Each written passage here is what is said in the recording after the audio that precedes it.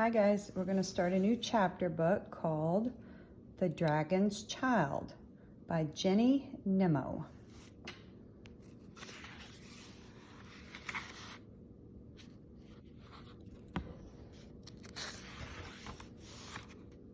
There's all the chapters. Chapter 1, Flying. In a deep cave beside the sea, a mother dragon watched her child trying to fly. It was hopeless. He was going about it in quite the wrong way. He would patter across the floor of the cave, leap, fall, and skid on the wet sand. "No, no, child," sighed the mother dragon. "Lift your wings, not your feet." Her child had small, fragile wings, moth-like and silky. They were not ready to carry him aloft, and yet they had to. Time was running out. The dragon colony was moving on, and this time it was never coming back. Secretly, the dragon's mother held out little hope. Her child was too young to fly. He had been born very late in the season. But what else could she do? She had to encourage him to try. Perhaps a miracle would happen. The little dragon tried again. This time he bumped into the cave wall and gave a squeal. His mother groaned, but he gazed up at her with such sad yellow eyes she couldn't be angry with him. Anger would make flames leap from her wide nostrils, and the cave would glow with fierce colors. Giant shadows would loom on the steaming walls, and the little dragon would crawl into a corner and cry. He was afraid of fire and shadows, even his own.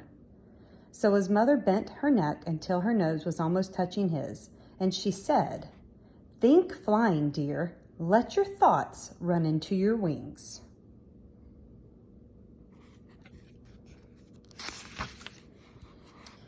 "I've tried that," said the dragon's child, avoiding her eye, "but it doesn't work." "Then we'll take a rest and go fishing."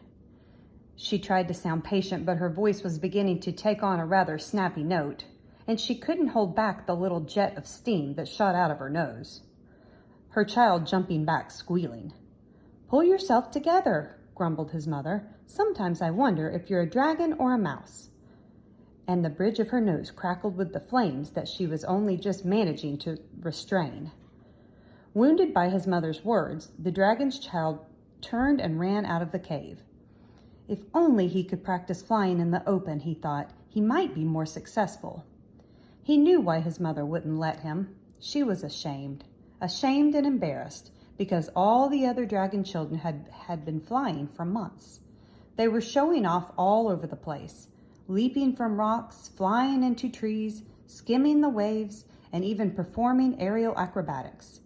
"Look out, stupid," they would call as their flying tails tickled his head. "Can't catch us," they jeered as they soared into clouds of sea mist. The dragon's child felt left out and humiliated. He moped along the edge of the tide, dragging his small tail through the surf, now and then thumping the ridges of wet sand. A bird began to follow him. She hopped beside his tail and then flew up and swooped around his head. "Stop showing off," snapped the little dragon.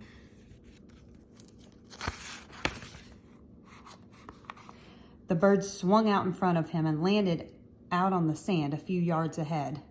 "I wasn't showing off," she said. "I thought you'd like some company." "I'm rather preoccupied," the dragon's child said softly, "with my own thoughts." "Can't you fly?" asked the bird, hopping sideways. The dragon glanced at another child, wheeling joyfully above the rocks. "Not yet," he replied, "but I'm still very young. I was the last dragon to be born. One day soon I'll fly." "Flying isn't always the answer," said the bird. "My parents could fly, but it didn't save them. They would have been better off breathing fire."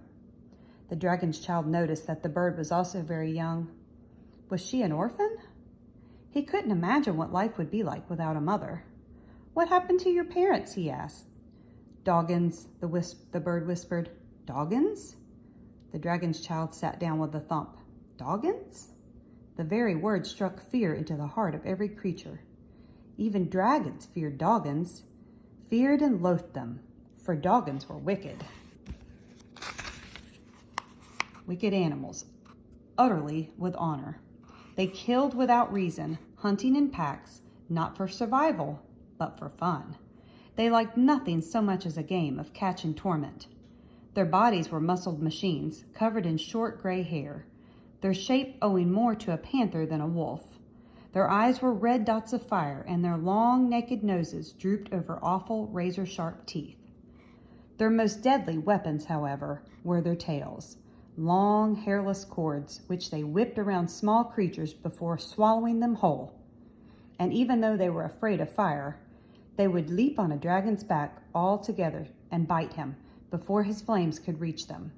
The dragon's child had heard of these terrible battles. His own grandfather, the great Emperor Dondo, had been killed in this way. It was an outrage. There had been such a storm of grief-stricken fury. The sky had turned red for a whole season. The sea had become a boiling cauldron, and the Doggins' forest homes had been burned to the ground.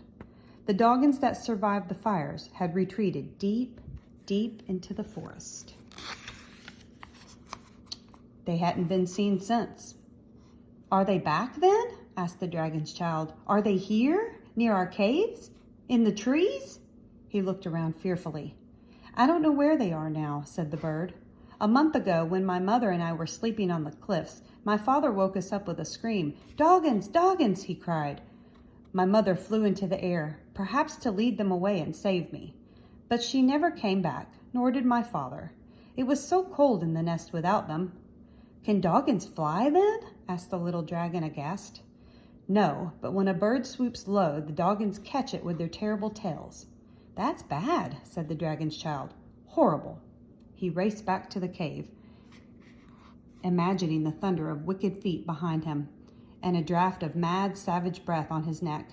He tore into the cave with the dreadful name on his tongue. "Doggins, Doggins, Doggins!" "What?" cried his mother. "Where? Here?" "Not exactly," confessed the little dragon, "but soon, perhaps." And he told her about the orphaned bird. "It's just as well we're leaving tomorrow," she said. "Tomorrow?"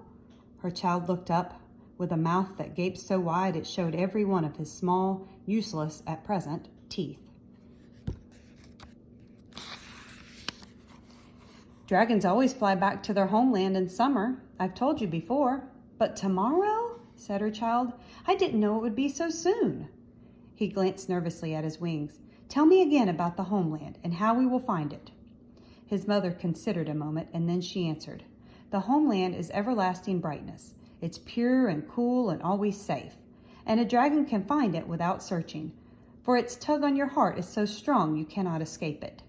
She smiled to herself as she continued. She didn't notice her child's expression of wonder beginning to fade. "We'll take off together," she said. "We'll soar through the clouds in a beautiful pattern, like the tail of a flying fish. I believe it's quite a spectacle." "But mother," said the little dragon, "I can't fly." "Oh," she said, suddenly remembering. "Nor can you, yet." "What shall I do?" Her child's voice rose to a wail. "Practice," she told him. "It's now or never." So the dragon's child practiced all night. He bumped and jumped, skidded and rolled until his exhausted mother fell asleep. Her gentle snores steamed into the cave, and beads of moisture glittered on the moonlit walls. And still the little dragon jumped and leaped until every part of him was bruised and aching. While on a ledge above the cave, the orphaned bird listened to his efforts, wondering how she could help him. Next morning, when the sun beamed across the ocean, the mother dragon and her child were still fast asleep. But the bird had been awake since first light. The tall cliffs echoed with the slap and thrash of waves and scream of seabirds. The bird stood up and preened her feathers, and as she did so, something caught her sharp eye. Far, far out, a dark shape moved on the horizon. The bird watched, motionless. She had never seen a ship, nor heard of one, but her fragile bones rang with fear, and she uttered her first warning call, a sound she had heard from her parents, for she knew that this dark thing riding the ocean carried something just as dangerous as Doggins. That's the end of chapter 1. The next chapter we'll read is called Strangers from the Sea.